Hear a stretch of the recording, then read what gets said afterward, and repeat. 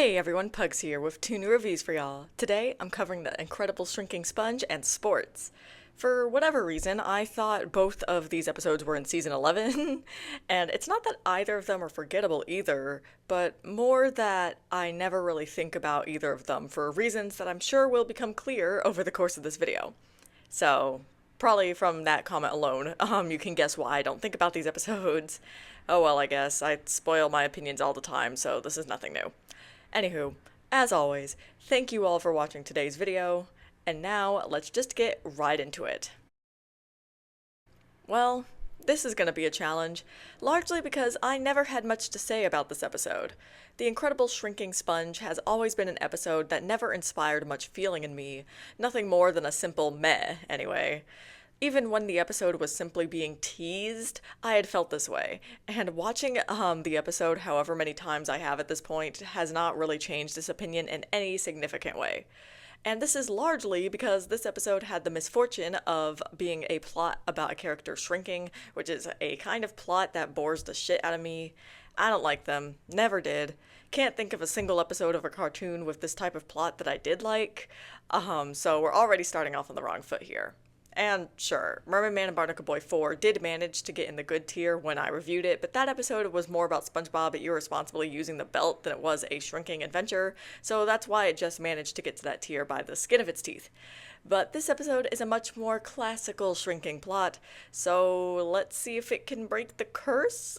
I doubt it, but I wouldn't be me if I didn't give every episode its fair chance to impress me, so evaluate this episode fairly I shall. The Incredible Shrinking Sponge begins with a scene that reminds me much of Eek and Urchin, thanks to, well, the urchin that starts this episode off. There's some fun slapstick throughout this section of Squidward freaking out about said urchin, so I like this opening.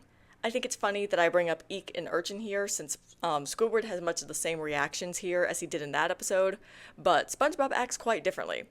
And it's a differently that in execution almost makes the scene feel forced in a way, as in on the nose, considering SpongeBob's all like, it's one of Neptune's creatures, no matter how small it is. Like, okay, I guess. Also, another thing I'll bring up here, I suppose, but I find myself slightly put off by the art style of this episode. I'm not even sure why, considering I have very much enjoyed Brian Morante's work before. He literally storyboarded Mimic Madness, for goodness sake.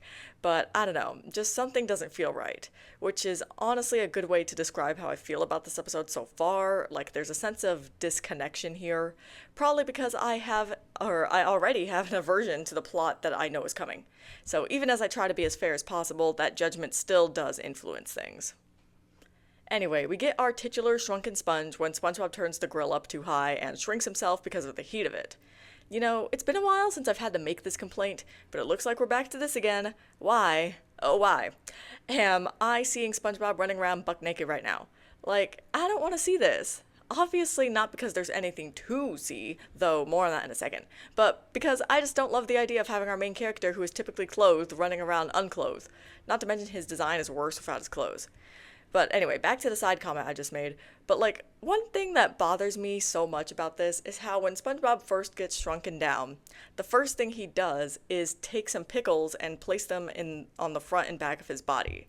So if SpongeBob feels the need to censor himself in this way, then why did we see him be naked in the first place from front and back? Either act like he's got genitalia or don't. You can't do both in one episode. Or you can, but I'm not gonna like it because I need some level of internal consistency.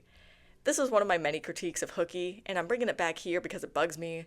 And don't even get me started on how for almost the rest of the episode, SpongeBob's running around, as I said, buck naked. I thought we had left that shit behind in all that glitters. We should leave it there. Alright, placing that rant aside, let me get back to what I was talking about. So, SpongeBob tries to go about his business while being shrunk, and he uses his new size to work on fixing the grill. Though he then quickly works on freeing the urchin from earlier, which is now a lot more dangerous to him. This ensuing chase scene is decently entertaining, I suppose, and after this, when SpongeBob tries to do his job, he's mistaken for an urchin by Squidward, and for Plankton by Mr. Krabs.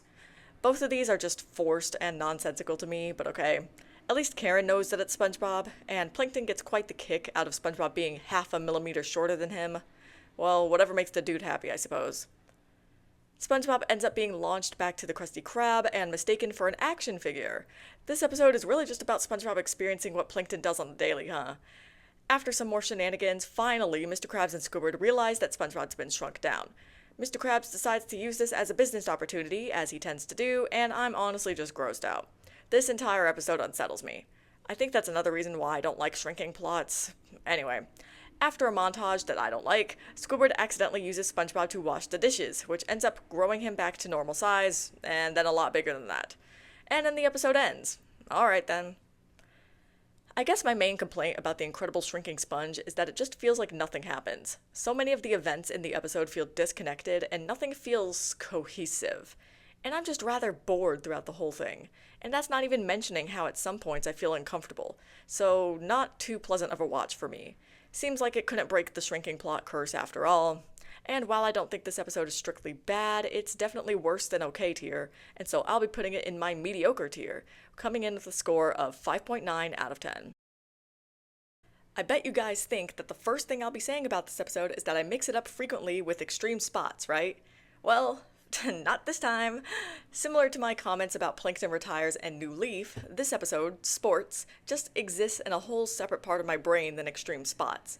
Sure, I associate the two episodes, but not nearly as much as you'd expect for someone who tends to associate episodes very easily. Really, this episode has much more in common with Pre-Hibernation Week, but I don't mix up Sportz with that episode either.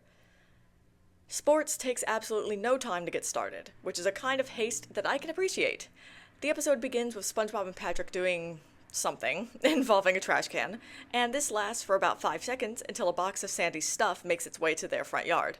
And from here, the basic plot of the episode becomes obvious as SpongeBob and Patrick open the box to find that it has all sorts of sports equipment. Sports equipment that they don't understand. I can always appreciate an episode where our underwater friends don't understand human or land-based objects. The two subsequently use these sports objects to do a variety of things that allow the writers to flex their creative muscles. This part of the episode is decently entertaining. I guess the humor comes from the fact that SpongeBob and Patrick are misusing these objects that we as an audience know what they're for, but I would have wanted something more than just that for jokes. Anyway, the episode cuts over to Squidward, who's just made himself a delicious meal. It doesn't take a genius to know that this is going to go wrong for him very quickly. And it does, as we get a scene that reminds me of a friendly game, which, now that I'm thinking about it, completely contradicts this episode. Oh well, looking for continuity in SpongeBob SquarePants is a lost cause. Anywho, once Squidward finds SpongeBob and Patrick, he explains to them what the objects are. That's kind of a shame, cause even though I did say I wanted more substance to these jokes, I did enjoy SpongeBob and Patrick fundamentally misunderstanding the objects they were playing with. I was expecting Sandy to be the one to teach them, but nah, Squidward's got a bigger role to play here than I thought. My memories of this episode notwithstanding. Squidward decides to teach SpongeBob and Patrick how to play sports so that he can get them hurt.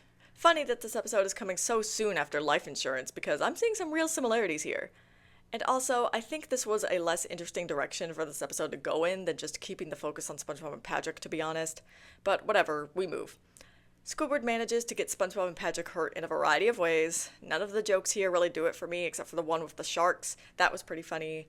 Reminds me of the whole critics bit in The Googly Artiste. Finally, Sandy enters the scene after SpongeBob and Patrick have amassed quite the audience thanks to their painful attempts at sports. So I guess Sandy does play the role of teaching SpongeBob and Patrick what sports are, like, actually about, since Squidward was corrupted by the potential. And she schools Squidward thoroughly while doing so that was pretty entertaining. Probably the best part of the episode. It just makes me wish Sandy was used more. Sports had a lot of missed potential in my opinion.